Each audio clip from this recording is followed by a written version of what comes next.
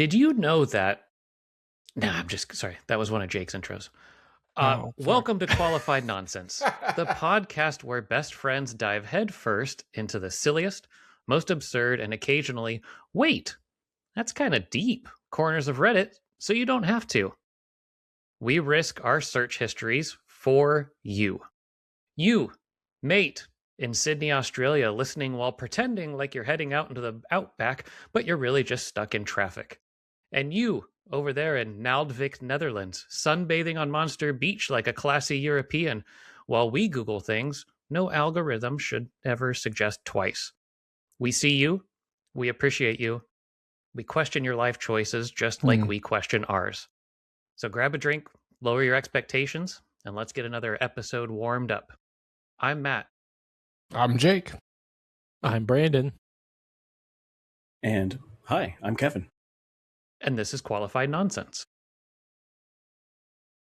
Welcome, everybody. Right, well, and we're yes, here. we did do it. have one listener in Naaldwijk, Netherlands. Nice. And there's a Are song they called Monster Beach. Are they a consistent listener? Like, do we have multiple downloads from there? Yes. You didn't go that deep. That's okay. I didn't That's go okay. that deep. My bad. That was a stupid That question. one person is now very creeped out. Yeah, they're like, what? How did you know that? Analytics, Kevin, welcome. baby. Thank you. Thank you. Yeah, welcome. yeah, we have with us Good to be here.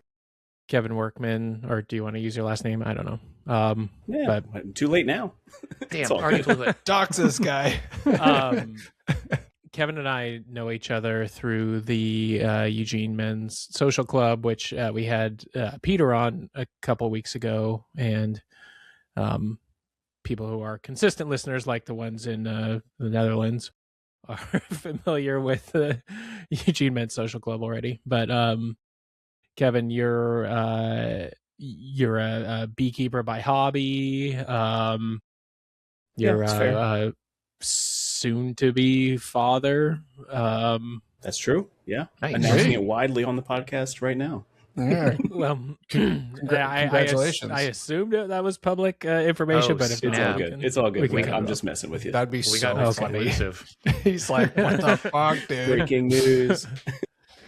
she doesn't know yet. She doesn't know yet. Listen, I'm a planner. I plan ahead. Wait, so do you know if you're having a boy or a girl?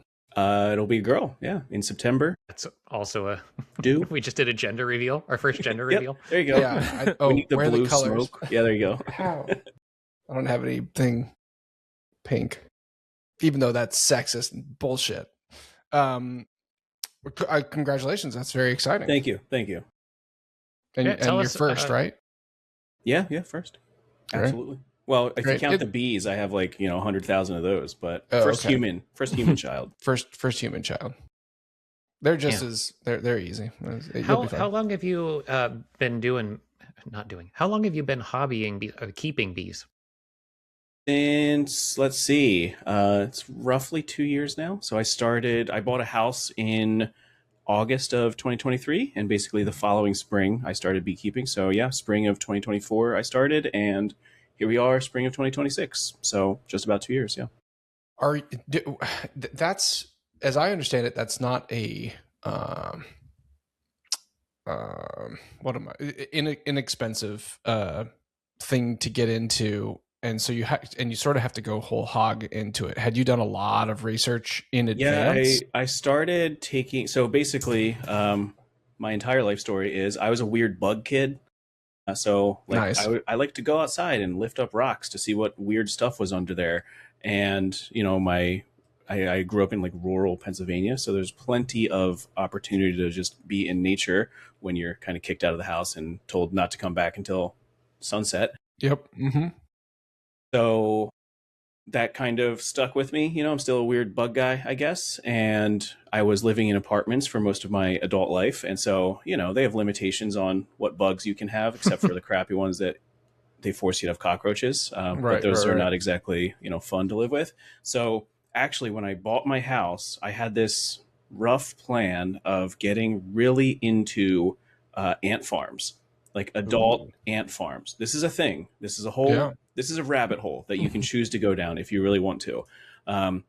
And so there's people who have like indoor, outdoor ant farms where the ants have tubes that come into their house. And I was like, this is weird.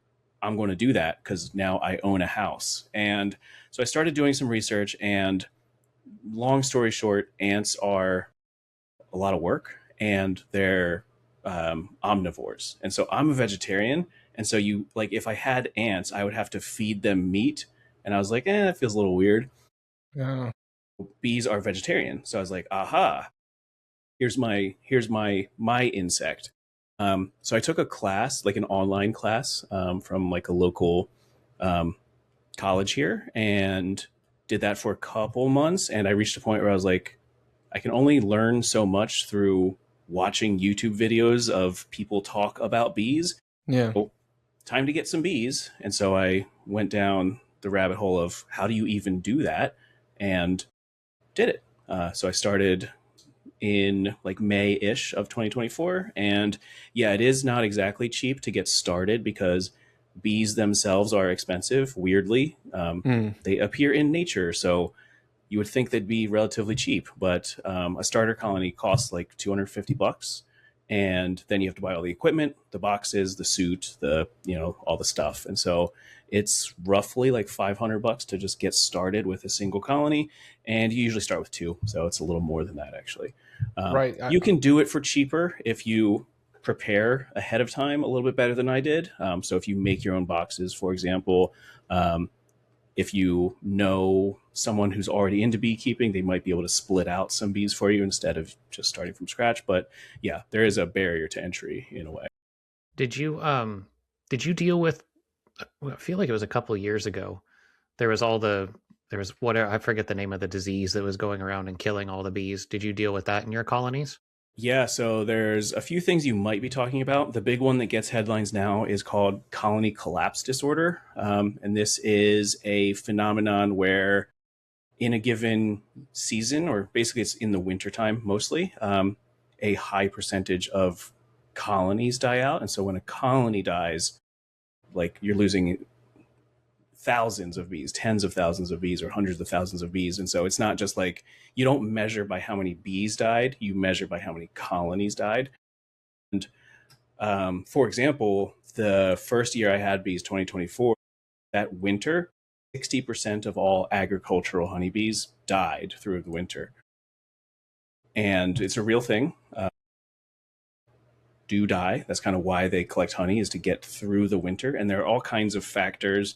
It's not just one thing, but yeah, it's like a constant, set of issues that you have to monitor. So there's a bunch of things that you can look for, and we can talk more about those. But yeah, it's not just one thing, and that's part of being a beekeeper. Well, are you collecting the honey as well? Are you like taking it to farmers markets or selling it, or not keeping quite it, or... at that scale. So I only have 2 colonies. That's what I started with, and that's what I have. And long story short, you don't get honey in the first year usually, because at that point they are still like building their comb and building their house out.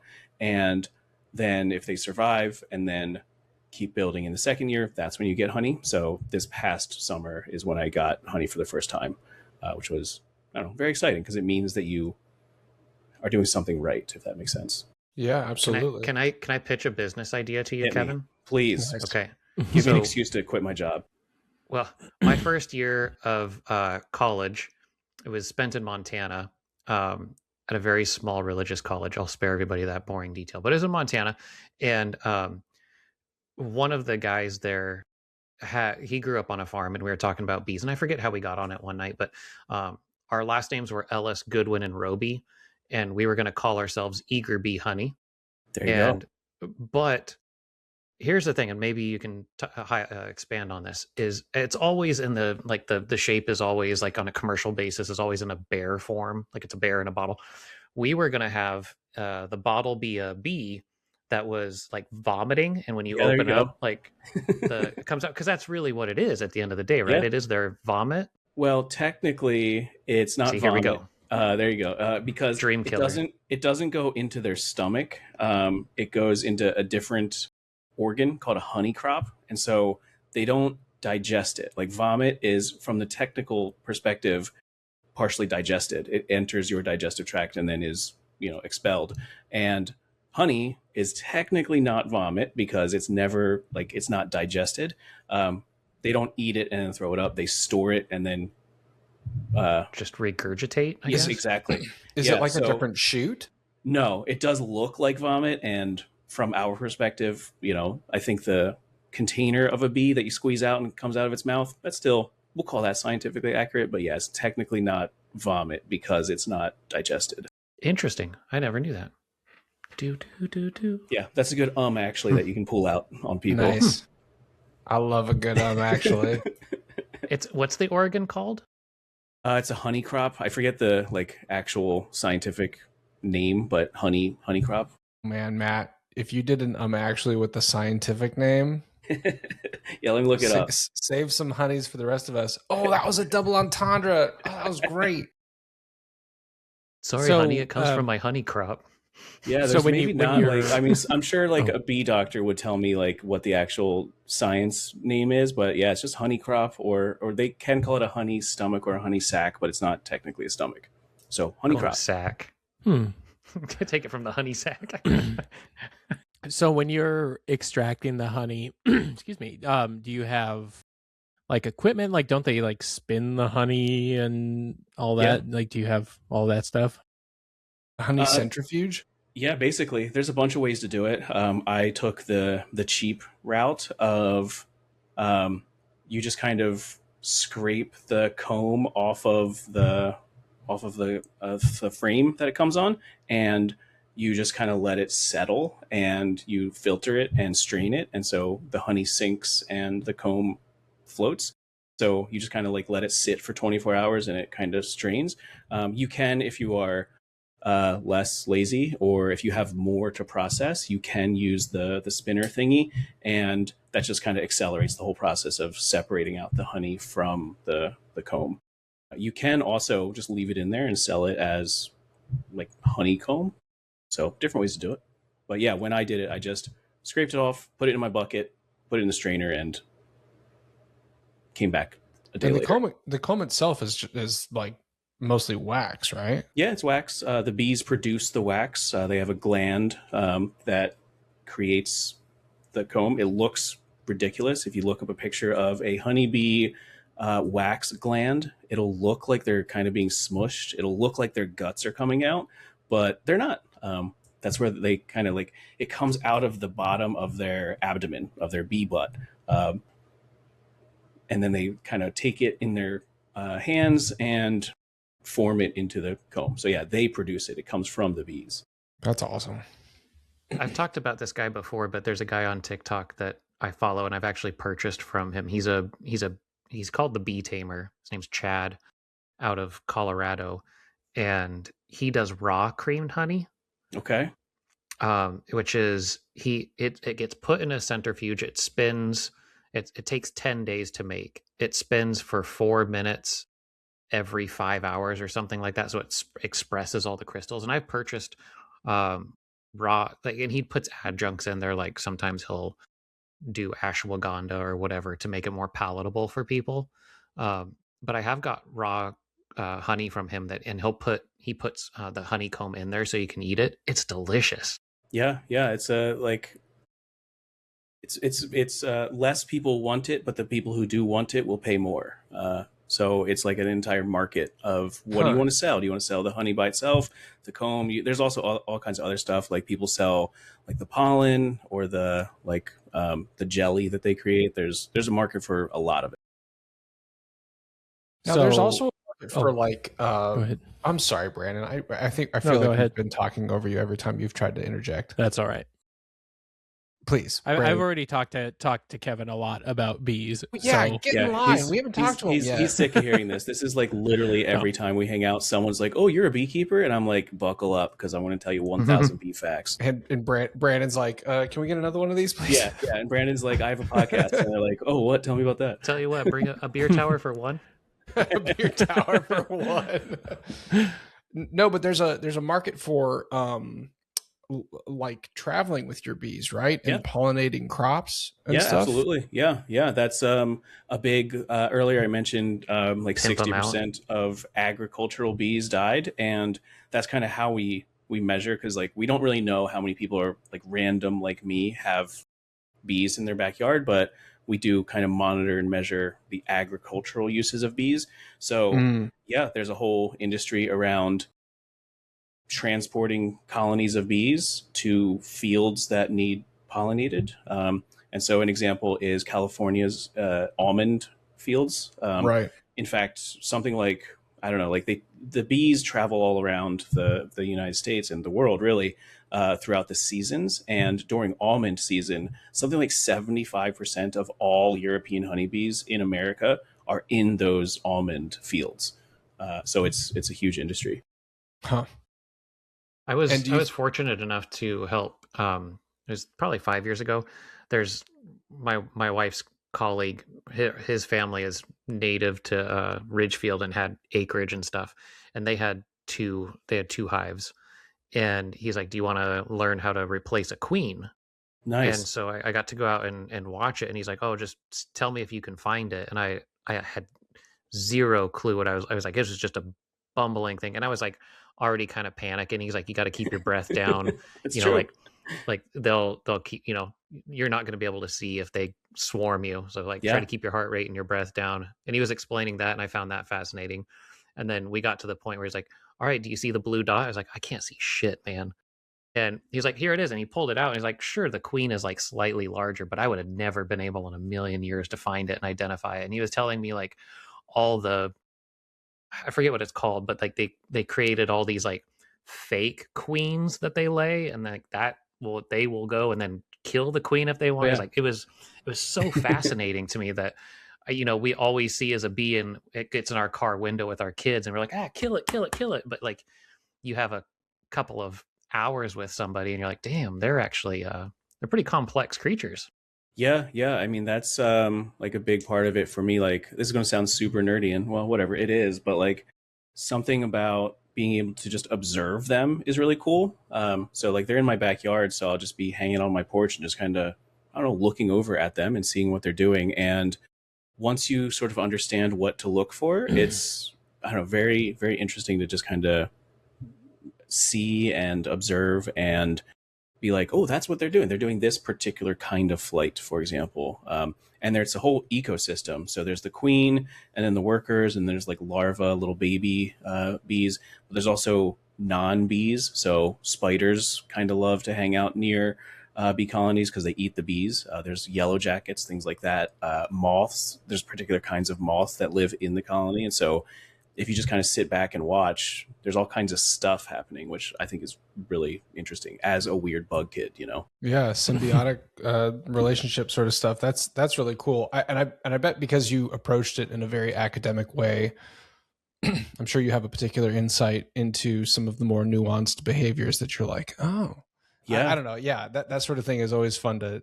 Yeah. So as far as nature goes, like my wife and I are birders, and we Nice. really get into the nerdy side of birding, and it is fun. It's fun to see particular behaviors, and you're like, oh, that behavior, that means there's like a bird of prey somewhere. So then you're like, oh, okay, well, what are they all yelling about, or like, what other things that can be happening. So Yeah, so I absolutely. can definitely appreciate that. That sounds really fun. Do your neighbors? Go ahead. I'll just say there's one example before I talk about how much my neighbors hate me. No, my neighbors are fine. They like the bees. But there's one example of the behaviors that I particularly enjoy. So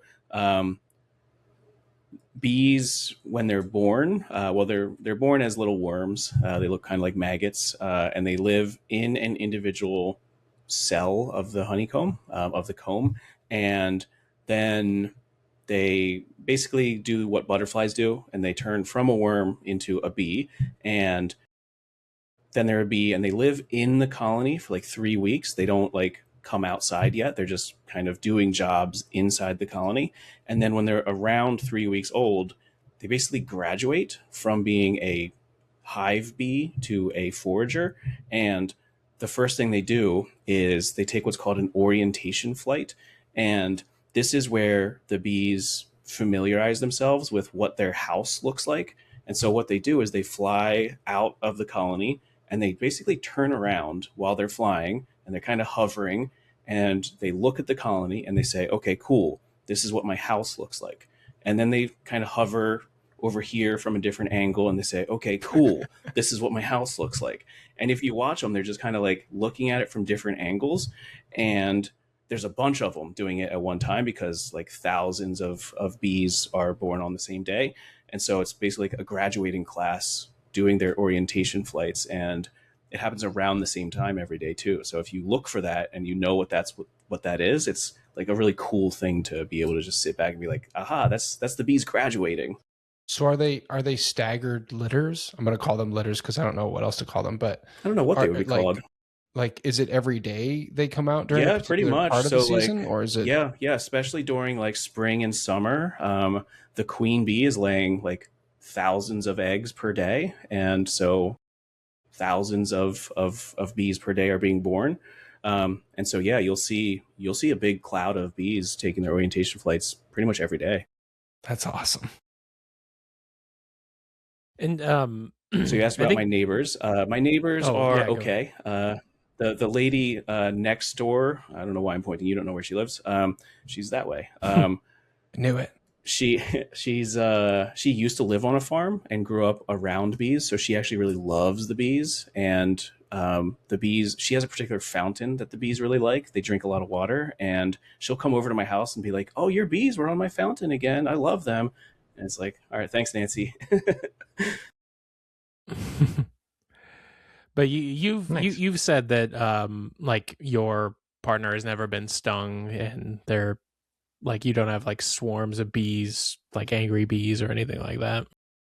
No, my wife has actually never been stung by a bee ever. In fact, I kind of think that she should be, because she'd be less afraid of it. Like, I think she's afraid of passage, the possibility of it, and it's scarier than the actual experience. But I'm not going to go put a bee on her. But yeah, there's no like.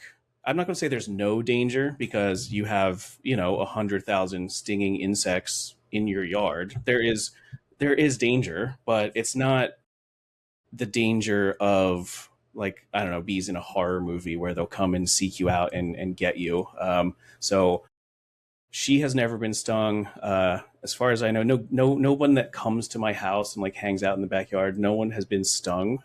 The only risk that I would see is basically if you're walking around in my yard barefoot, there's a chance you'll step on one, a higher percentage than in a normal yard, but that's about it. And I'm like mildly bummed by that, because I think I would be a more barefoot kind of guy in my own yard, but I just wear shoes. And so that's kind of the big risk. The only other like risks are bees are attracted to light, and so they're in my backyard, and so at nighttime they'll sort of hang out around my porch light, and it's not really a problem.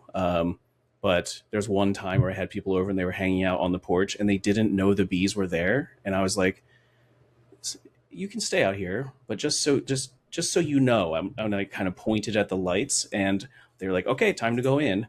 And if they hadn't known about them, probably it wouldn't have been an issue, but it felt a little weird for me to be like, "You don't know this, but there's 300 bees 3 feet away from you." Nice. You've talked to me about yellow jackets before, and how like setting out traps is kind of is pretty much safe for the bees, right? And then as in honeybees don't go to the yellow jacket traps, or it's a mix of a couple things. And so basically there's good news and bad news, I guess. The good news is that if you care about honeybees, the traps don't hurt them, because the only thing that really matters is if you kill the queen. And the queen doesn't really leave the colony. And so if you kill, let's say, 100 honeybees a day, the colony would not really notice. Not really, no sweat off of her back. Exactly, because she's, there's thousands of newbies every day. Even if you had like a bag full of dead honeybees, wouldn't really hurt the colony as a whole. So that's the good news. The bad news is that actually the same thing is true of yellow jackets. So depending on what season it is, if it's in the spring, then cool. Your yellow jacket traps will be catching queens.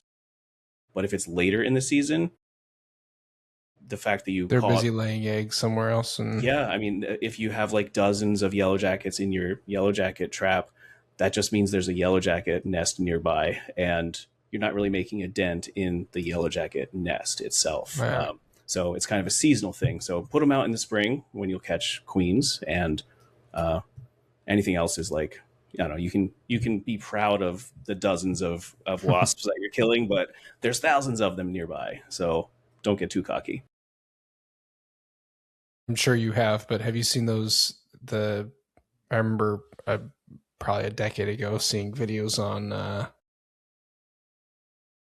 what I'm probably going to mistake as being Japanese honeybees, when they swarm those big fuck off killer bees. They like swarm and overheat them or something. Yeah, they like cover them in a ball of bees, and then they vibrate to turn the heat up, and they basically like cook their enemy with their own so body badass. Yeah. What a metal way to take care of a threat. But did I have that right? Do you remember? I don't remember the exact species, but like bees are very good at regulating the temperature of their colony. Like that's how they make it through very hot summers and very cold winters is thermal regulation. And so the bees in my backyard right now, it's not super cold, but it's, March in Oregon. So it's cold enough. Yeah. So they spent the winter just kind of in a ball vibrating to keep each other warm. And, that worked.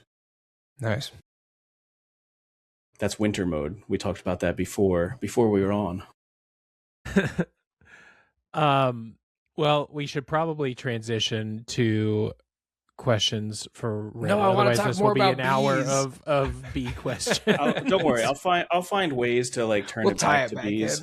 I need to take a break to order some yellow jacket traps. Well, I might be taking some of Kevin's bees soon, so we'll see exciting. How that goes. Welcome to Qualified Nonsense. It's a bee podcast. Yeah, we'll see if I show up like with completely swollen from being swarmed by them. No. All right, let's take a break and come back for some questions. Yeah, we'll take a little break and be right back. Get it? Hey, And welcome back. Feel free to drop us a line at qualifiednonsense@gmail.com or connect with us on our socials or find us over on our newly minted Discord server. If you or someone you know would make a great guest on a future episode of Qualified Nonsense, like Kevin, please let us know. Now's the time on the show where we take on Reddit's most pressing queries by finding the top trending questions and answering them here.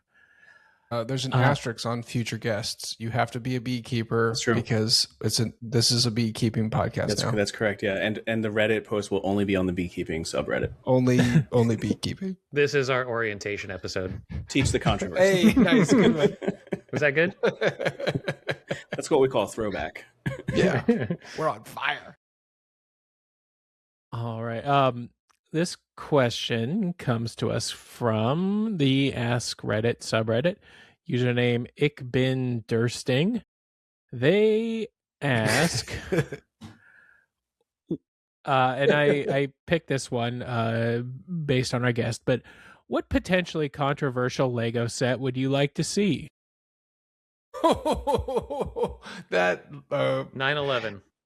Considering 9/11, that would be.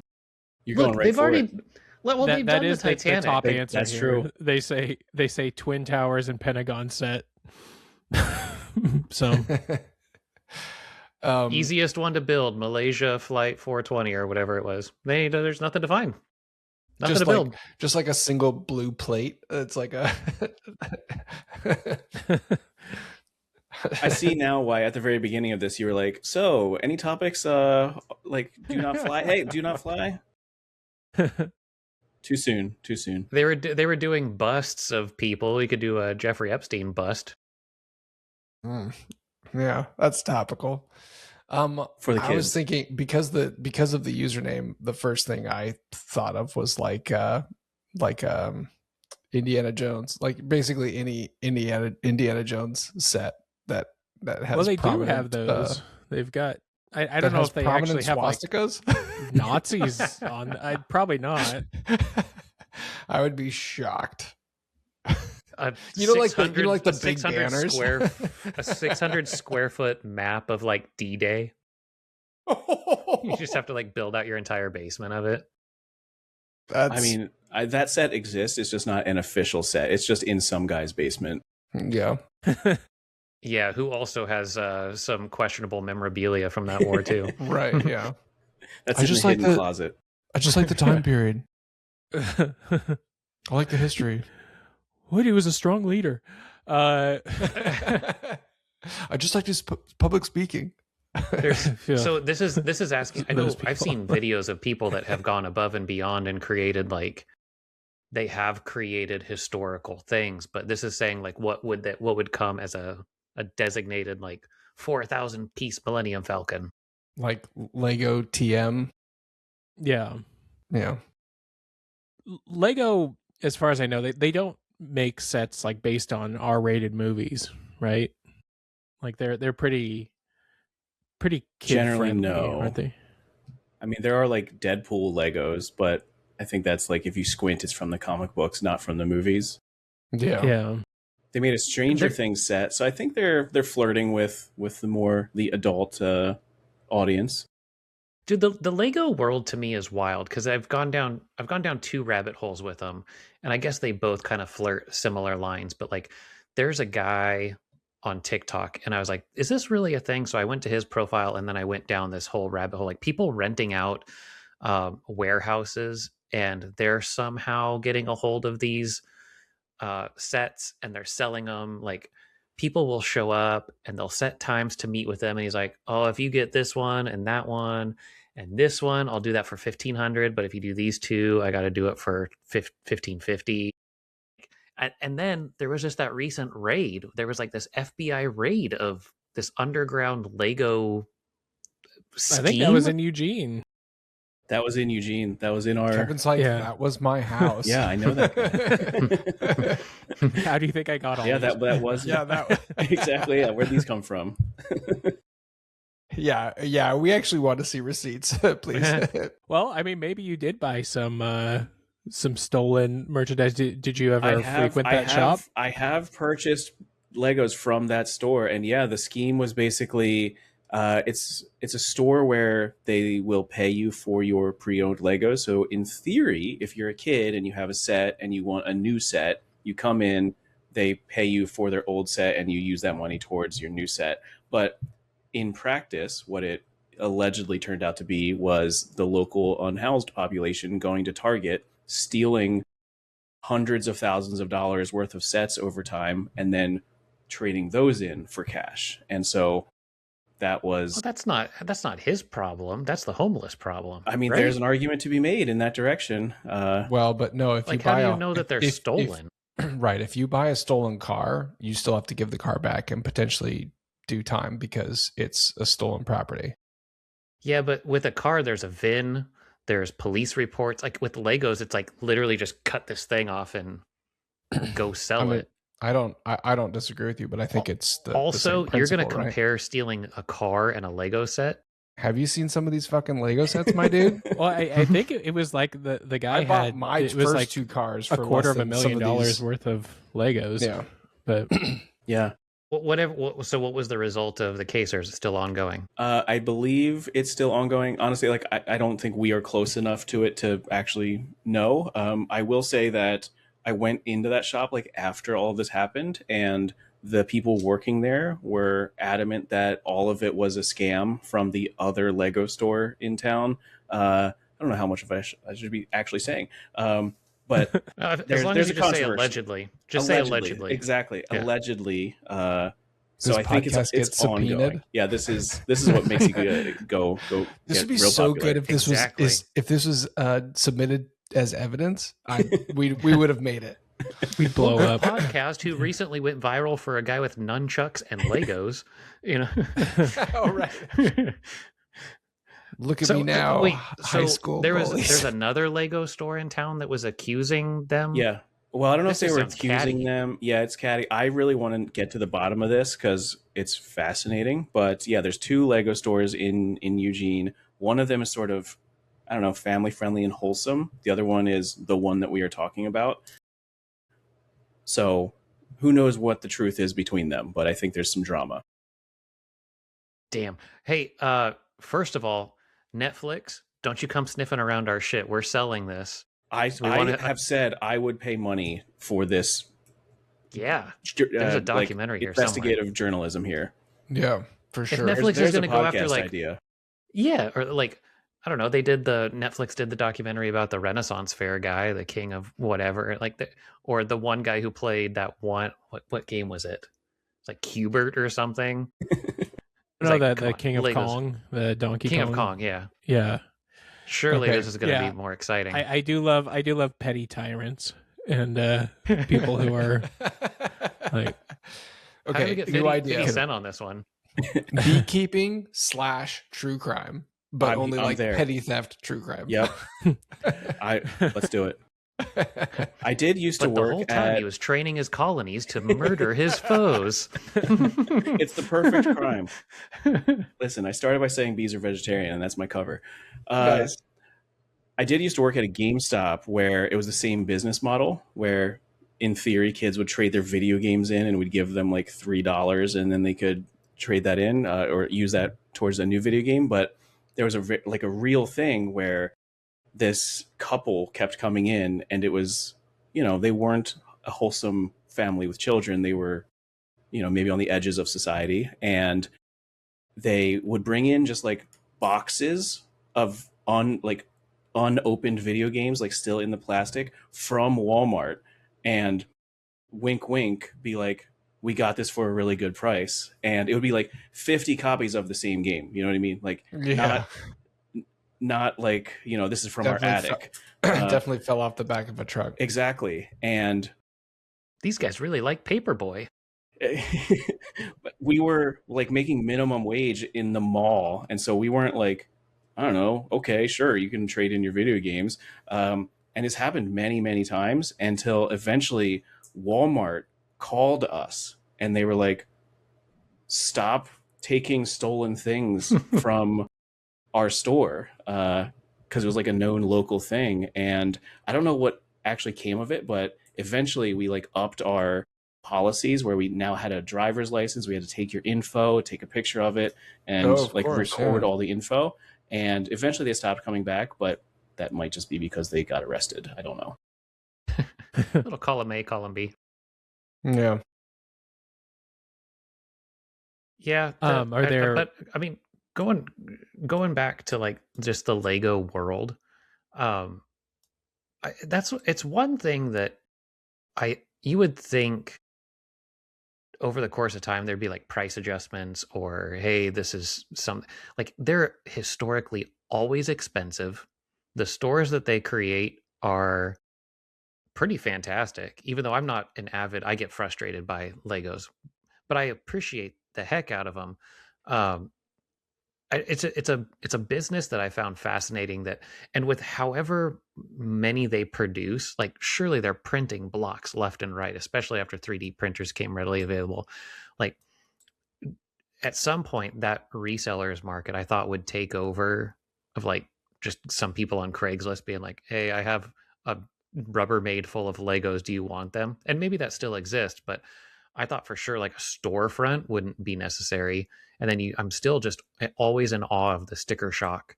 Yeah, I mean that is a pretty solid investment. I mean, you'll if you hang on to a set, it'll usually at least increase in value by 50% or more, or double. And also a 30-year-old set you can take apart and put back together, and those pieces snap in.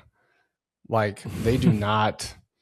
They do not. What is that called? Atrophy. The plastic they use is the sort of, I don't know if I would call this their business model, but a component of this is one of the reasons the like I don't know secondary market of Lego is still thriving. Is Lego has this sort of false scarcity thing built into it. So they'll create a set and then they'll only produce and sell that set for a certain amount of time. They and do then that Disney model. Exactly. They retire it. And so there's a limit to what the market will contain. And so you can go to the secondary market, but the pieces that are harder to find are going to be more expensive. And it's not like they have an infinite number of them. So it is like supply and demand. And I don't know, it's interesting how as a company they manipulate that. And I don't know, I love Lego, so I'm not going to say they're evil or anything, but it's interesting how they're playing the game.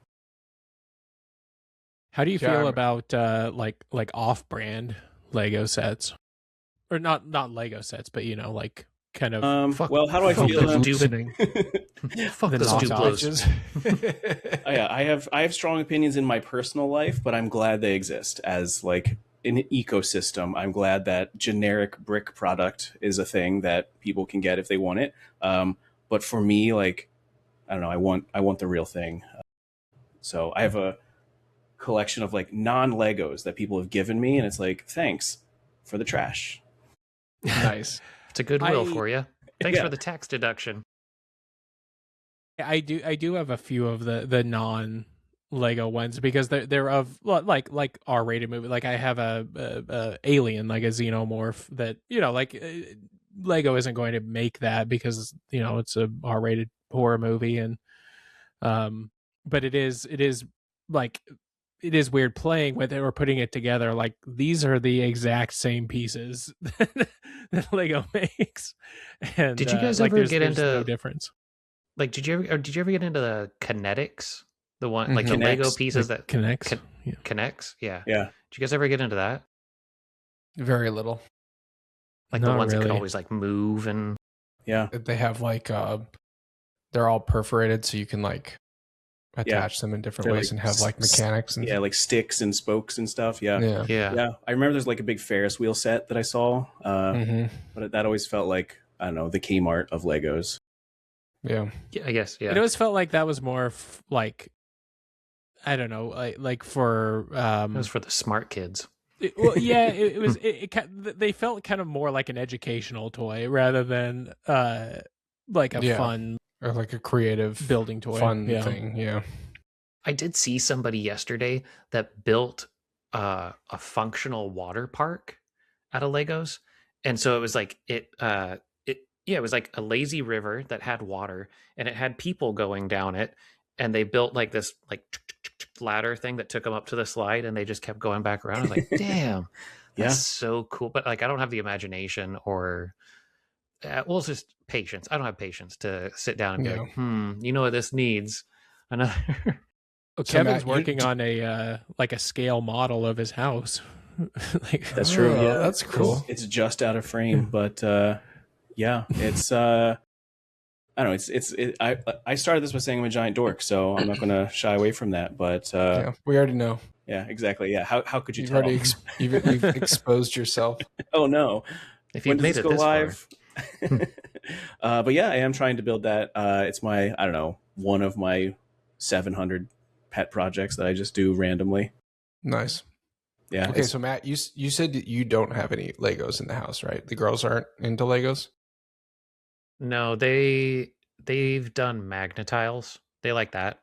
But that's like very rudimentary, super simple, like almost immediate satisfaction. We had one of the neighbors, actually Eric that was on, one of his daughters will come over and the girls are like, let's go play a video game or let's watch a movie. And he has twin girls.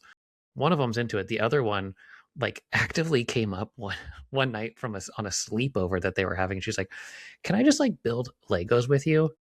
And we had some very small sets, and like she has the brain for it. And I was like, yeah, this tracks. Like I don't know what to tell you, kid. Here's the thing.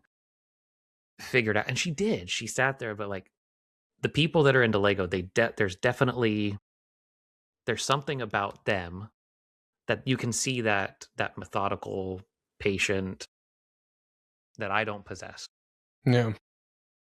I guess like getting back to the question, as far as like potentially controversial, like official Lego sets, I would like to see, like you know, getting away from like the jokey like national tragedy type sets, but like hilarious. I think it'd be fun if they did like kind of more like adult oriented sets, like here's a like a Lego bar or a Lego casino, or like here's Lego Bourbon Street or whatever, you know, like that kind of a Interesting. thing. Yeah. Do they do national park? I know they have the botanical sort of genre, but do they have like national parky anythings? They do like national, like national monuments. I mean, I have the Statue of Liberty behind me, and right, well, yeah, the Chicago stuff like skyline is right there, but yeah. So with Bourbon Street, would it come with like New little York, Lego and people Chicago's with like over there, just like a 5 o'clock shadow and like puke running down there? Bunch of zombies. Like one guy that his pants are all wet. Shia LaBeouf. Yeah, like the casino set, you could have like a hidden back room where they have like a guy tied to a chair. I guess they could do like Mardi Gras, but that seems like an impossible set. That would like build this float, like just a float in and of itself is a undertaking.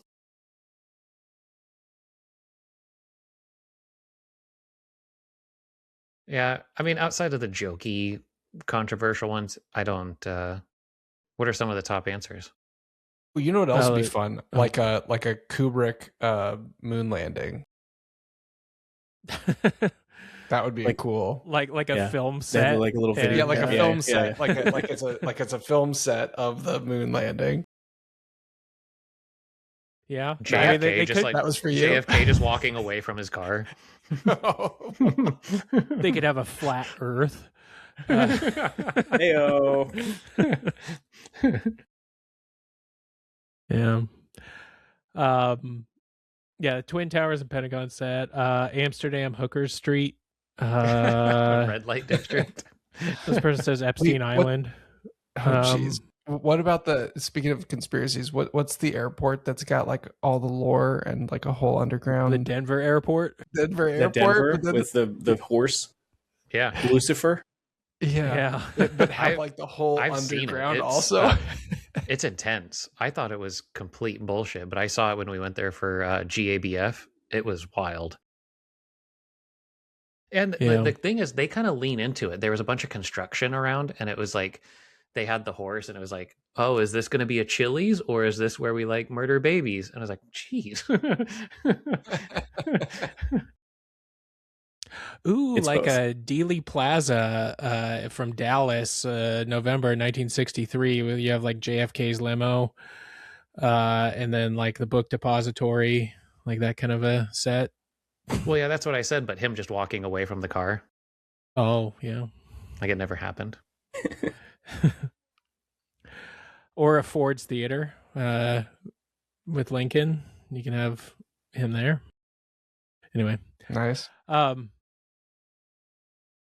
It's their like presidential assassination line. Here's, however, William McKinley was shot. I know. I would love the executive marketing meeting for that. All right, we got a really great plan for 2027. What the fuck? Charlie Kirk Memorial.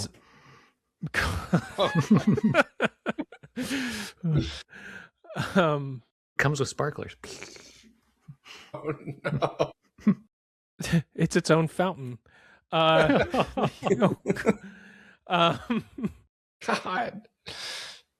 This is gonna get us on the map for sure.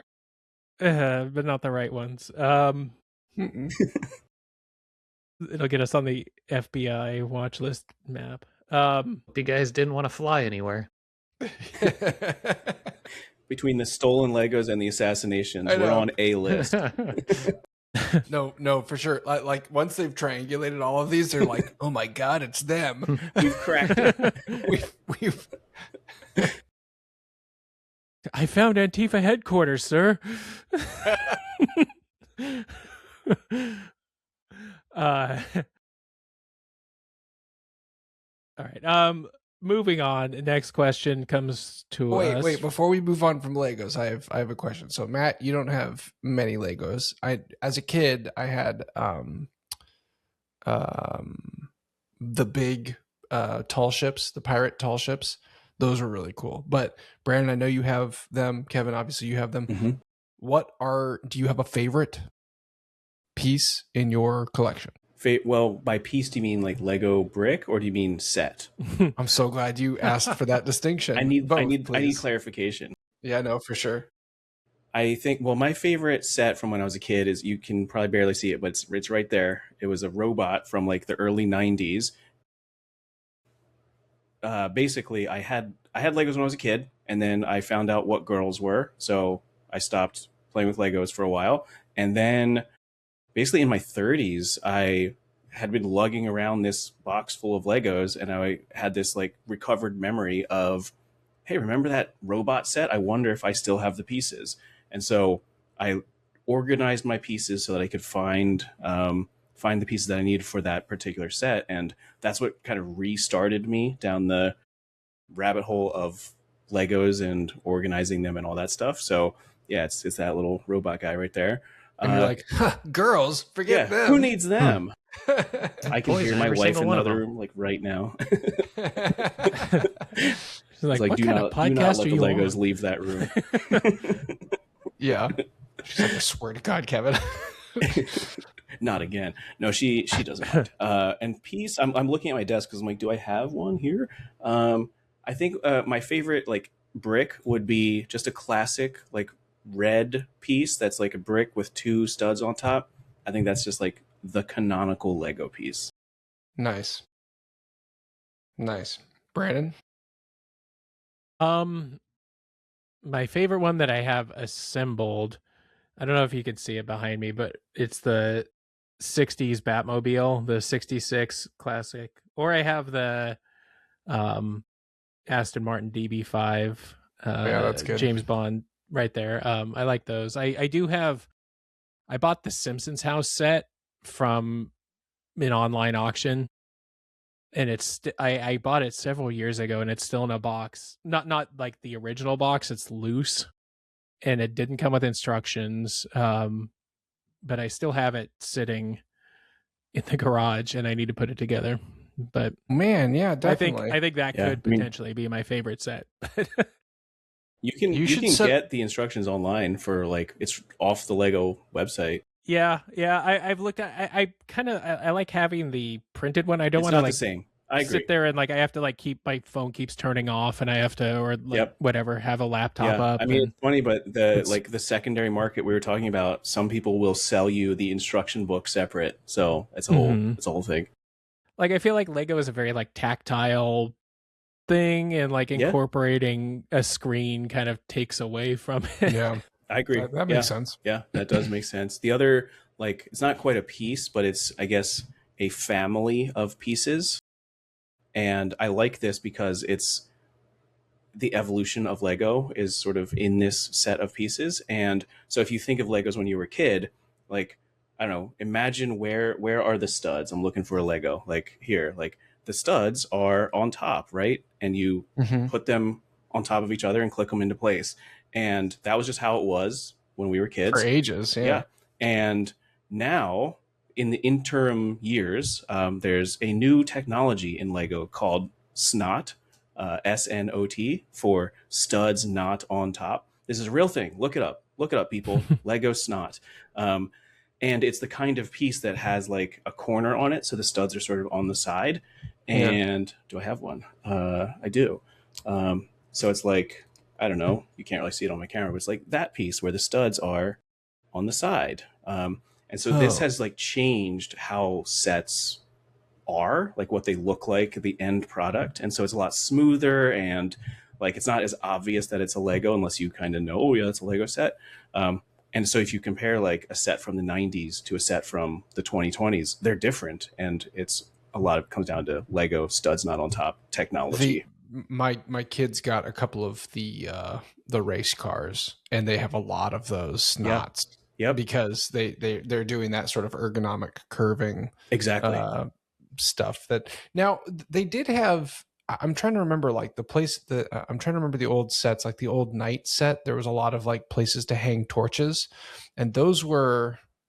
Oh, I guess those were probably like this, right? Yeah, They were so pieces like this. that is actually like very astute of you. I don't know if I have one of those pieces, but that is the like origin story of studs not on top of snot, because that's a specific piece called the headlight brick.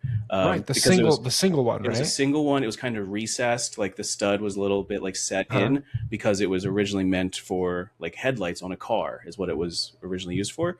And I don't know, people back in the day would like use that piece to do that kind of technique, and eventually Lego started using that as, well, if you're going to do it, then here's the like legal way to do it. Nice.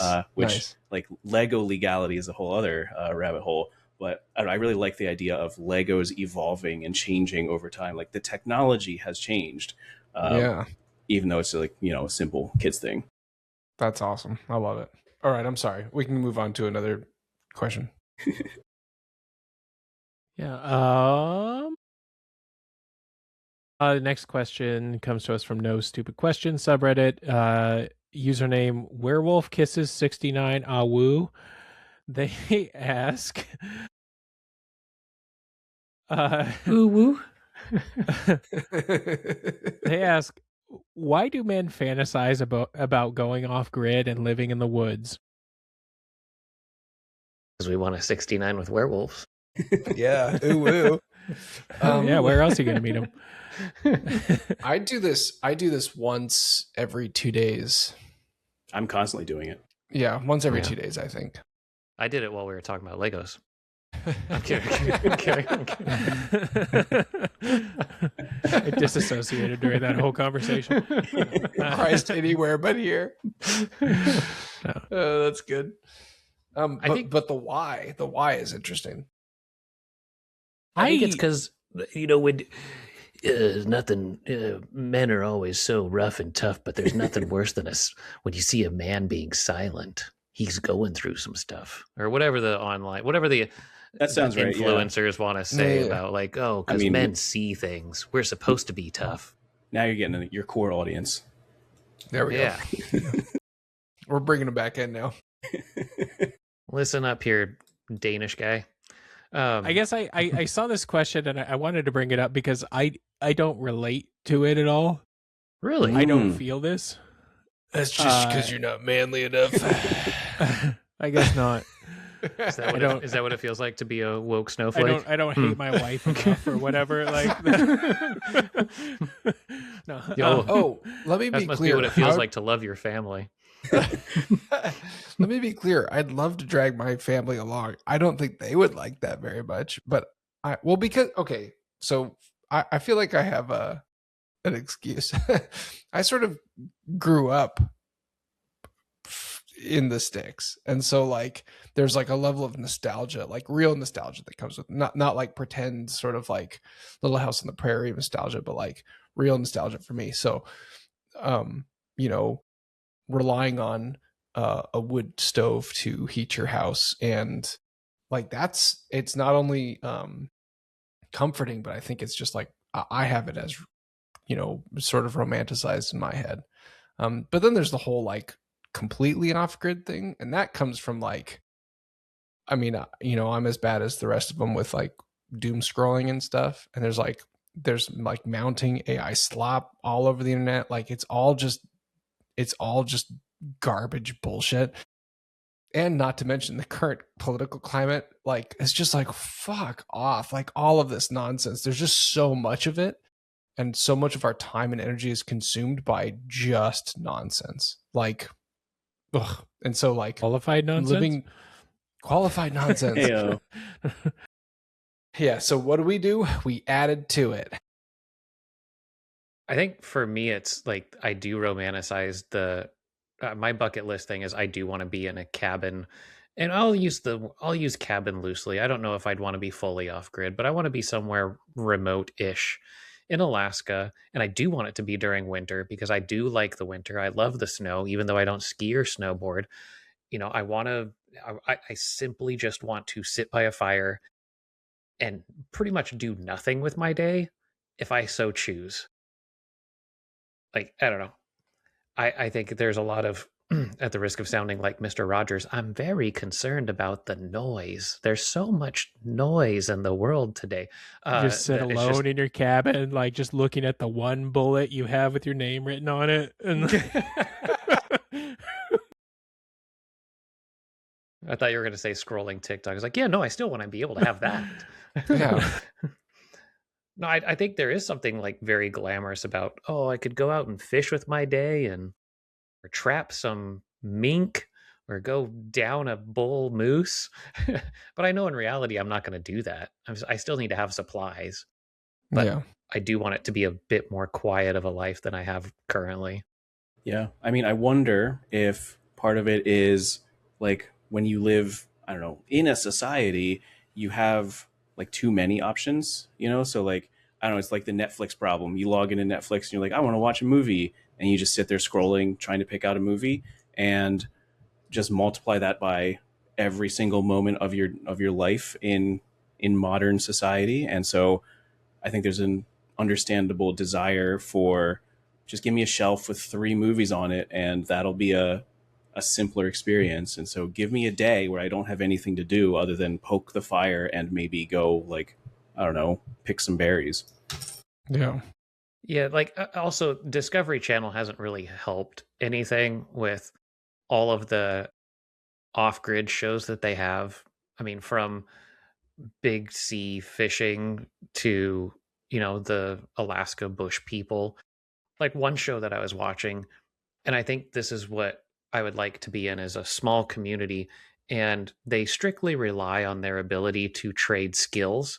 Like one guy had experience previously in the timber industry, and somebody had a tree that was dead and it was threatening their home because winter was coming. He's like, well, I'll help you down your tree. And then this person was they were a trapper, so they gave them some pelt and some fat so they could cure their boots and stuff. And I was like, just make things that simple again. Yeah, that's like, not to turn this into Kevin's existential midlife crisis here towards the end, but that's a thing I've been thinking about a lot, is like, what value am I producing in the world? Yeah. And so my day job, I work for big tech, and I sit at this computer all day and produce, I don't know, digital things. And, those things do get used by humans. I do a lot of teaching and stuff, but at the end of the day, like, can I point to something and say, I created that, I put that into the world?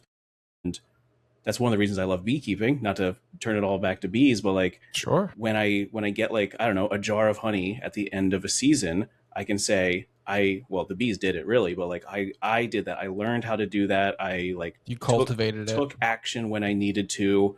I like made the decisions to produce that in the world. And here's a thing that other people will enjoy. And I don't know, I'm searching within myself of what that means in the latter half of my life. And so I don't know, I think it's a big question that a lot of folks are asking. Well, when your child is born and says, Daddy, what did you do with your life? You can look and point over at the wall and say, I built the 2 towers out of Legos. Nice. And because Lego operates on exclusivity, I had one of the 5 that are only ever in existence. Yeah, I mean, I understand, like working with your bare hands and like putting in in quotes, an honest day's work and simplifying your life. But like I just feel personally like too domesticated, and like I just like enjoy my creature comforts. Like I like being able to go to restaurants. I like being able to go to movie theaters. I like, like that. I don't know. But I think you can still do that without so much noise. Like, you can still be a house cat in a cabin in Alaska in the snow, but like still just poke the fire and know that maybe you don't have access to Netflix, but Brandon, you really enjoy physical media, so you took all your important DVDs with you or something. Yeah. Do you think this is what right? Just talking about the good old days. They're just talking about like pre. I mean, it's not what they're talking about. They're a bunch of racist assholes. But I think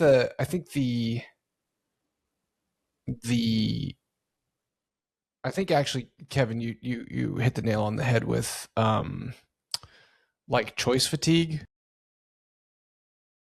I do, I mean, in my whole adult life, grocery stores have sort of blown my mind. Yeah. In North America, like they're absurd. Like there's no reason to have that much stuff, that many options.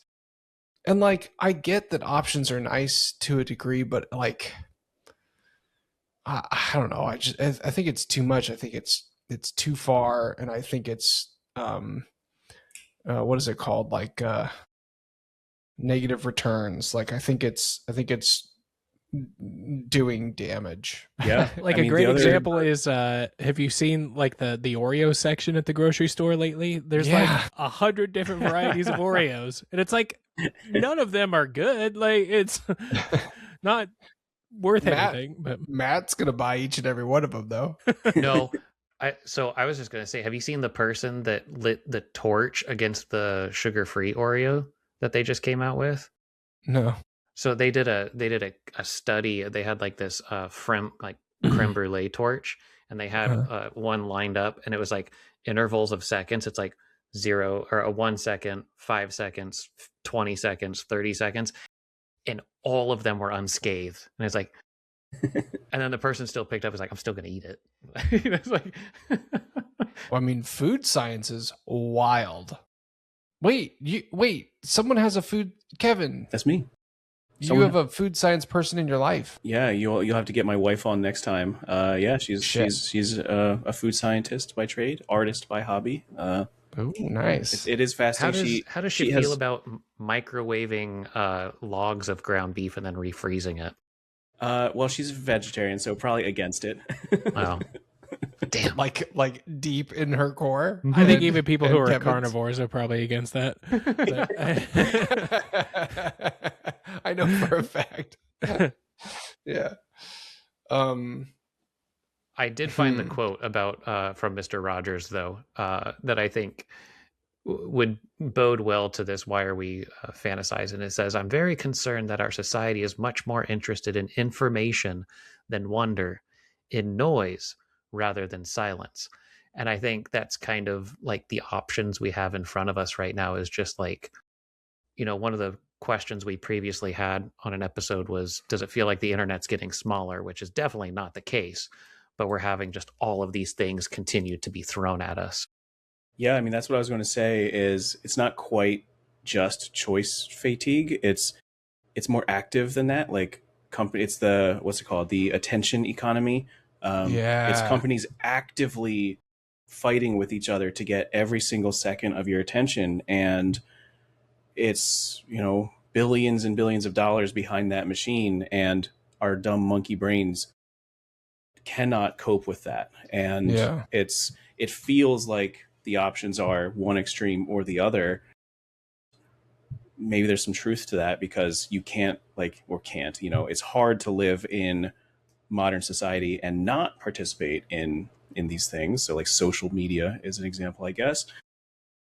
And so to go from that extreme to the other extreme also feels like a natural thought exercise, at least. And I don't know, maybe the hope is that eventually the pendulum swings towards the middle and we get back to something healthier. But I mean, that's not what the oligarchs want. So we'll see. And also like the market, like everybody's contributing to the sort of the public trading sector, and moderation is not in the interest of anyone investing money. And so like even people, even small fries in that environment, they want to see dividends.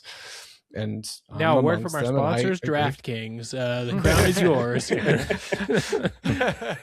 No, exactly. Yeah, that's well, it's going to take a movement really for that to happen, right? Like Gen Alpha or Gen Z is drinking significantly less than the millennials and stuff. So it's like it's going to take them, and they don't use social media like we do, right? We need to actively kill it for them. So just stay on top of what they're using, and if we make it cool, then they won't continue to use it, and then we'll just ultimately kill it. That's a fascinating idea. Like the best thing we can do is like really use go it. hard. Yeah, because like the next generation will think it's lame. Exactly. Nice. So we just go to all the kids and be like, "Oh man, 6'7", right?" As it turns out, your old man had a lot of fans that wanted to be only his. So I don't know. Huh. Then they paid to be my friend. Kevin, you said something that I have been ruminating on a ton in my life, because I used to work for big tech also, and in the ad space of big tech. And that is demoralizing. But yeah, I mean, like the idea of companies being like, people have free time. How do we snatch that up? Which is like such a, like, I understand from, again, the market share side of things, but like how diabolical, like how fundamentally distraught I am from that. It is just really upsetting. Yeah, I mean, I don't want to be like old man yells at clouds, but something I thought about a lot is like the value of boredom. So I think like back when I was a kid, you got bored, and so you came up with new stuff to do and tried new things and learned new things, and not all of it was valuable, but there was room to think and figure out who you are. And now every single second is, well, I am not doing anything right now in this current moment, so I might as well open up my phone and look at Reddit or whatever it is. I'm gonna grab just a second. Are those capris? Are you rocking capris right now? Yeah. Nice. So it was just my daughter's birthday, and my grandparents passed a while ago, and they're still going through some of their stuff. And he was a woodworker. My aunt asked at the party, "Hey, I found a plane at Grandpa Joe's. I don't know if you would want it." And I said, "Is it silver?" She's like, "Yeah." I was like, "Yes, I want it." My grandpa made this when I was a kid, and he like for some reason insisted on never giving it to me. See, like at the time seemed kind of rude, but like I knew exactly what they were talking about. And I was telling my kids that when I was at their house and I was bored, I would go out into the backyard and I would literally just fly this around, pretending like I was a pilot. If you've listened to this show or know anything about it, I am terrified of flying and I hate it. But to me, it was nice to tune out and just pretend like to sit behind it and be like, I was a pilot. And my kids were like, "What? Why?" I was like, "Because you had to have an imagination, you ding dong." I know. My kids too they're terrible. And I keep telling them, which I don't know why they don't just listen to me, but I'm like, guys, boredom is a really important skill in life. And they're like, "Ugh, shut up." Tell them to go. Yeah, I mean, it's hard because like lift up rocks and it's look not for like bugs. Yeah, there you go. Go look for snakes. Yeah, go play in traffic. It's hard because like objectively, like boredom doesn't feel fun. In fact, it's not fun. But you have to like get through that to get to that's the whole point. The good stuff, and that's what I don't know. These companies are taking or have taken. So I don't know, back to that question, like I do understand the appeal of what if that wasn't true? And I don't know, the extremes are maybe not, it's like a false dichotomy, but I get it. Yeah. I mean, it sure beats being digitally connected, and like kids, for example, deal a lot more with bullying than I feel like we used to because it's so easy now. So it's like, yeah, be bored. Don't be on a phone, because who cares what somebody's saying about you online? Like even just from that perspective alone, is like, kids deal with a lot more mental health struggles from, I know there's studies out there that suggest a myriad of things, but it's like, if you could just take that away and say, go be bored for a minute, like my kids were just outside jump roping today in the rain, and it made me happy because it was like, okay, at least you didn't come in and ask to have phone time or if you could watch something or whatever. You just, and maybe it's the fact that they didn't want to be around me. That's fine. Go outside, nerd. That I'll worked. be a deterrent. Yeah. I don't mind that title. All right. This episode's running really long, so we should probably wrap it up. Okay, so just to recap, beekeeping, Legos. What was the conspiracy theory thing? There were a few. Beekeeping, Legos, You talked about the moon landing. moon landing. Yeah. A couple presidential assassinations were in there. Conspiracy. Yeah, low level true crime, and then like disappearing into the wilderness. That's our podcast. That's good. I think we did it. I think we did it. A really good job at it. Good work, team. That's an episode. Good work, team. Before we go, Kevin, is there anything you'd like to plug or promote or advocate for? No, I'm not on anything.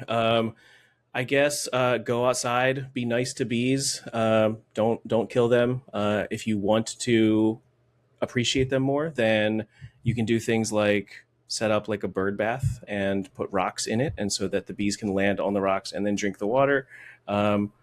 If you want to get into your local beekeeping association just to learn more, that's a thing to do.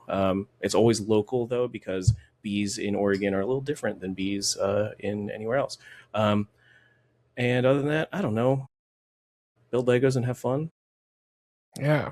Fuck Nice. yeah. Right on. Nice. All right. Well, yeah. Thank you for your time, Kevin. Always. This is fun. I like this format of just hanging out and talking, but like it's semi-official. Therefore, we do it instead of just saying, "Oh yeah, we should totally hang out sometime." A loose structure. Yeah. We do it mostly to rage bait the internet. Yeah. I mean, that's what the internet's Choking there on my for. own spit now. Oh God. Quick. You guys keep talking. Brandon already got anthraxed by That's the end what of this you- episode. That's what you want, Yeah. right? When you have a giant microphone right in front of your face. This is a nightmare scenario for me. I have a lot of empathy for you right now. Yeah. Oh, right. Yeah. You do like teaching, right? You Yeah. use it, like for your job. So you're just like, I always feel like such a dipshit whenever I choke on my own spit. Anyway. I do it when Well- I'm nervous too. Like when you're trying to say something, you're like, ugh. Like in the middle of a job interview, you just start hacking. Yeah. Well, yeah. Again, thank you, Kevin. Of course. And thank My you pleasure. all for listening, and thank you to our loyal patrons for supporting the show. If you haven't already, head over to Patreon at patreon.com/qualifiednonsense to show your support and catch some exclusive content, including our new show, Qualified Nonsense After Dark. Watch us over on YouTube at youtube.com/@qualifiednonsense, and feel free to send any questions or comments to qualifiednonsense@gmail.com, or hit us up on our socials or on Discord found in the episode description. And after you've done all that, please also rate, review, share, like, and subscribe on your podcast app of choice. We'll see you back here next week for another brand new episode of Qualified Nonsense. Bye, y'all. See y'all.